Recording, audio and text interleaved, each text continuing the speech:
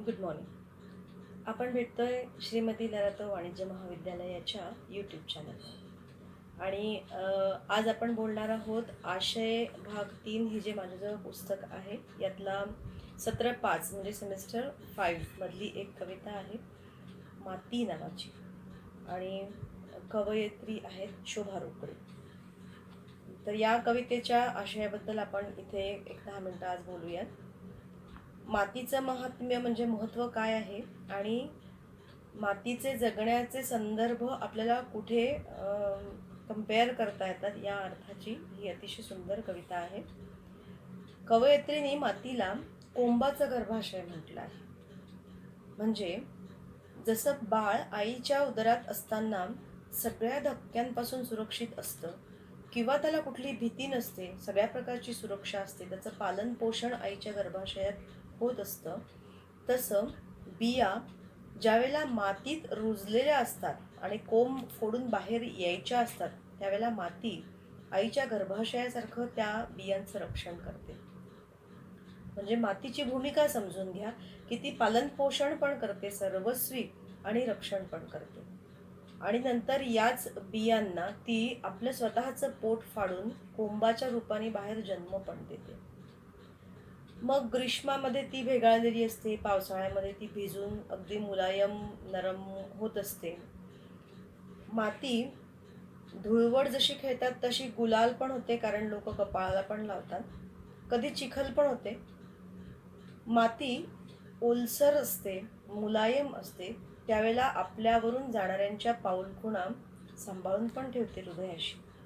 मातीच्या वेगवेगळ्या भूमिका शोभा रोकडेंनी या कवितेत खूप सुंदर रंगवल्या आहेत. माती कधी बंडखोरी करत नाही. बंडखोरी करते फक्त वरवरची धूळ, ते सुद्धा जेव्हा खूप वादळ वारं येईल तेव्हाच.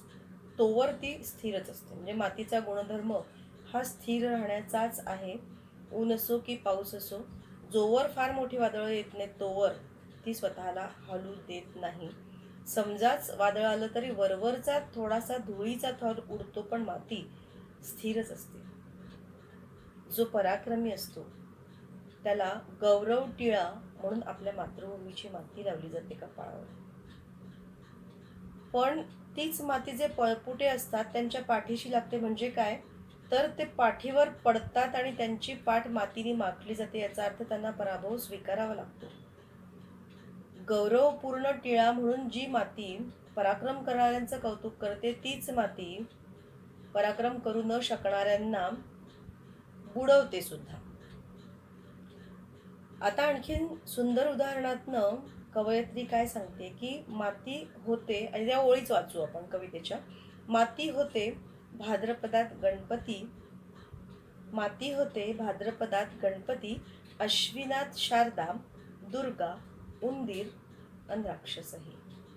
आपण बघतो गणपती गौरी लागोपाठ येतात 15 दिवसांच्या अंतराने, आणि या सगळ्या ज्या मूर्ती केल्या जातात, गणपती असेल, गणपतीच्या बाजूला असलेला छोटा उंदीर असेल, दुर्गा असेल, दुर्गा ज्या वाहनावर आरूढ आहे तो वाघ किंवा सिंह, किंवा ज्या राक्षसाचा ती निपात करते आहे तो पायातळी दाबलेला राक्षस असेल, या सगळ्या मूर्तींची निर्मिती शेवटी कुठून झाली आहे, यांचं मूलतत्व काय आहे तर मातीच आहे. म्हणून माती होते भाद्रपदात गणपती, अश्विनात शारदा, दुर्गा, उंदीर आणि राक्षसही. बघा, पण या सगळ्या भूमिका धारण करणारी माती मुळात आपलं माती पण कसं सोडत नाही, तर विसर्जनात ती सोडून देते अंगी आलेलं देवपण. 10 दिवसानंतर गणपतीचं विसर्जन होतं, 9 दिवसानंतर नवरात्र संपल्यानंतर देवीच्या मूर्तीचं विसर्जन होतं. आणि ज्या मातीने एवढा 9 दिवस देवत्व अंगी धारण केलंय ती सोडून देते स्वतःच्या अंगी आलेलं देवपण. कारण मातीला कशाचाच अभिनिवेश नसतो. तिची ओळख ही माती म्हणूनच असते. ती तेवढा काळ धारण करते ते रूप, पण मुळात तिची प्रवृत्ती जी आहे, जो साधेपणा आहे, जो तिच्यामध्ये एक नैसर्गिक गुण आहे, किंवा जे अंतस्फूर्त आतून जे आहे तिच्यात, तेच कायम राहतं. आणि म्हणून ती अंगी आलेलं देवपण पण सोडून देते. आणि विसर्जनानंतर काय होतं, विसर्जनात ती सोडून देते अंगी आलेलं देवपण, नि तळाशी जाऊन बसते धीरगंभीर डोहाच्या. कारण या सगळ्या मूर्तींचं विसर्जन कुठे होतं, डोहात. आणि डोहात विसर्जन झाल्यानंतर काय होतं, ज्या मातीपासून या मूर्ती बनल्या आहेत ती माती कुठे जाते? डोहाच्या तळाशी जाते, स्वतःला विसर्जित करते आणि अतिशय शांत राहते. तिचं काही म्हणणंच नसतं. अंगी आलेलं देवपण टिकवण्याची कोणतीच धडपड खटपट पण नसते. मान्य असतं तिला जे बदल सतत असे घडत जातात ते. नंतर दिवाळीच्या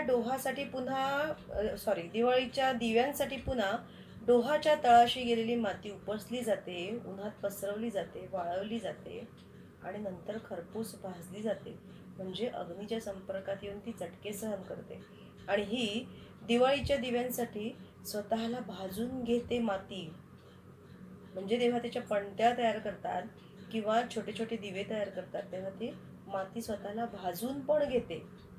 जितक्या शांतपणे ती विसर्जनानंतर डोहाच्या तळाशी जाऊन अतिशय शांत अलिप्त राहते, तितक्याच शांतपणे लोकांच्या घरी दिवे उजळले जावेत दिवाळीचे म्हणून स्वतःला भाजून पण घेते, अग्नीच्या संपर्कात येऊन चटके पण सहन करते.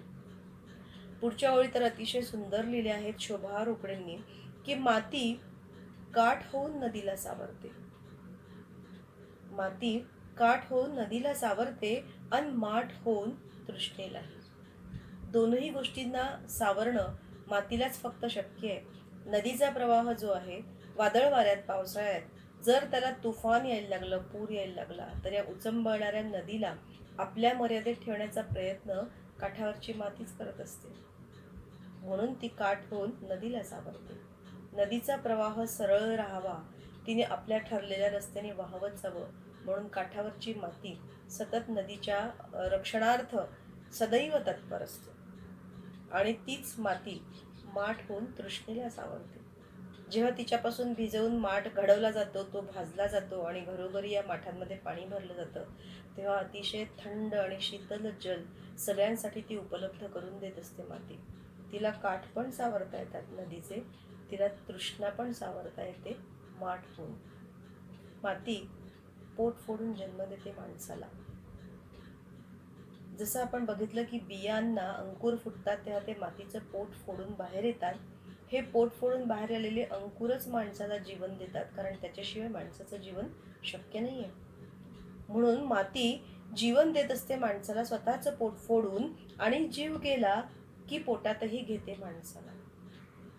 ज्या माणसाचं जीवन म्हणून पोटातनं बाहेर आलेली कोंब ती आयुष्यभर त्याला पुरवते, त्याच माणसाला मृत्यूनंतर स्वतःच्या पोटात ती सामावून घेते. समजून घ्यायचंय की मातीपासूनच माणसाचं जीवन सुरू होतं आणि मातीपर्यंतच येऊन त्याचा शेवट होतो. मातीच सांभाळते दगडाचं कठोरपण. जे वाटत असतं की कठोरपण हा माझा मूलभूत गुणधर्म आहे, तो मातीतूनच आलेला असतो, कारण मातीपासूनच पाषाण निर्माण होतात. मातीच सांभाळते दगडाचं कठोरपण आणि पाण्याचं ममत्वही. पाण्याच्या संपर्काने जो मुलायमपणा येतो मातीमध्ये, तो जो भाव आहे अतिशय सौम्य असा, अतिशय मुलायम असा, तो भाव सुद्धा माती सांभाळते आणि दगडाचा कठोरपणा सुद्धा माती सांभाळते.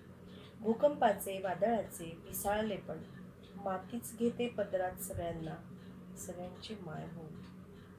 कधी भूकंप येतात तरी माणसाला ठाव देण्यासाठी, जमिनीवर पाय ठेवण्यासाठी मातीच लागते. कधी वादळ येतं पिसाळलेलं, आकाशापर्यंत धूळ उंच उडते, पण शेवटी ती खाली बसते आणि पुन्हा आधार देते मातीच माणसाला. मातीच घेते पदरात सगळ्यांना, सगळ्यांच्या चुका असतील, गृहीत धरणं असेल, माती सगळ्या माणसांच्या सगळ्या भावनांना स्वतःच्या पदरात सामावून घेते. कविता अतिशय सुंदरपणे मातीचं एक एक वैशिष्ट्य आपल्यासमोर उलगडते. माणसाच्या जीवनात मातीची भूमिका काय आहे हे शोभा रोकडे अतिशय सुंदर सांगतात. सगळी कविता वाचल्यानंतर आपल्याला या मातीच्या भूमिका तर स्पष्ट होतातच, पण प्रस्तावनेतली ओळ नंतर मनामध्ये रुंजी घालायला लागते की माती आणि माता यांच्या जगण्याचे समांतर संदर्भ आहेत. स्त्री सुद्धा अशीच असते. देवपण अंगी आलं तर ती देवपण मिरवते, पण विसर्जनाची वेळ आली तर आमचं देवपण सोडून देते. मोठेपणा मिळाला तर ती मोठेपणा घेईल, पण त्याच्यासाठी अडून राहत नाही. कठोरपणा वाटेला आला तर ती कठोरपणा सहन करेल, पण तिच्या अंगी असलेलं मुलायमपण, सौम्य भावना ती सोडून देत नाही. उदरातून पोट फोडून जन्म देते ती, त्यांनाच नंतर उदरात सामावून पण घेते ती. गौरव टिळा पण होते, कौतुक पण करते ज्यावेळेला पराक्रम गाजवला जाईल, आणि ज्यावेळेला हार मानली जाईल त्यावेळेला ती पळपुट्यांच्या पाठीशी पण लागते. सांगते की हे तुमचं चुकतंय, इथे दुरुस्ती हवी आहे, इथे तुम्हाला धीराने उभं राहणं आवश्यक आहे. हे सांगण्याचं काम आईच करू शकते, आईमधली एक स्त्रीच करू शकते. आणि म्हणून माती स्त्रीचंच जीवन अधोरेखित करते. त्यातही स्त्रीपेक्षा माता म्हणून ज्यावेळेला ती जगत असते त्यावेळेला ती एकाच वेळेला सगळ्यांचा आधार पण कशी होते, एकाच वेळेला दगडाचं कठोरपण पण तिच्या अंगी कसं असतं, दुसऱ्या वेळेला पाण्यात भिजलेल्या मातीचं मऊ पण मुलायम पण तिच्या अंगी कसं असतं. जर कधी मोठेपणाची भूमिका आली तर ती भूमिका पार पाडते ती, पण त्याच्याशी ती चिकटून राहत नाही, पुन्हा स्वतःला विसर्जित पण करते सगळ्यांसाठी, ते सुद्धा अतिशय सहजतेने. आणि इतरांना प्रकाश मिळावा म्हणून स्वतः चटके सहन करते. आई तरी यापेक्षा वेगळं काय करते, स्त्री तरी यापेक्षा वेगळं काय करते. म्हणून शोभा रोकडे जेव्हा माती आणि माता यांचे समांतर संदर्भ घेऊन या कवितेत उतरतात तेव्हा आपल्याला दोन्ही अर्थांनी कविता कळत जाते आणि कळतं की त्यांना या कवितेतून काय सांगायचं आहे. अतिशय सुंदर अशी ही, पण तरी पण सोपी आहे, समजून घेण्याची कविता आहे. मनाच्या अंतरंगात जर उतरून ती कविता समजून घेतली, या कवितेत काय सांगितलंय त्याला कोरिलेट करून पाहिलं आपल्या आईशी, आपल्या भोवती जगणाऱ्या स्त्रीशी, आपल्या संपर्कातल्या मैत्रिणींशी, आपल्या बहिणीशी, तर कळत जातं की खरंच मातीसारखंच तर त्यांचंही जगणं आहे, इतरांसाठी समर्पित आहे. इतरांचे भाव अंगी धारण करतात पण नंतर पुन्हा स्वतःच्याच भावांवर कायम पण असतात. चटके सहन करतात पण त्याच्याविषयी उच्चार काढत नाही. मूर्तीचं रूप धारण करतात पण स्वतःला विसर्जित करताना कसलीही खळखळ करत नाही, पाण्यावर तरंग सुद्धा उठत नाहीत हो फारसे. ज्यावेळेला मूर्ती विसर्जित होते ती सरळ पाण्याच्या तळाशी जाते, तिचे रंगरूप निघून जातात, तिचे आकार निघून जातात, माती पुन्हा मातीच्याच रूपाला येऊन मिळते. तशीच स्त्री असते प्रत्येकाच्या आयुष्यातली. हे किती सुंदरपणे या कवयित्रीने सांगितलं आहे. त्यावर ती कविता वाचताना जर विचार केला तर आपल्याला माती ही कविता अतिशय चांगली समजून घेता येते. मला असं वाटतं की हा कंटेंट खूप सोपा पण खूप सुंदर आहे आणि लिहायला गेलं तर त्याच्यावरती तर अनेक पानं लिहून होतील अशी ही सुंदर कविता आहे.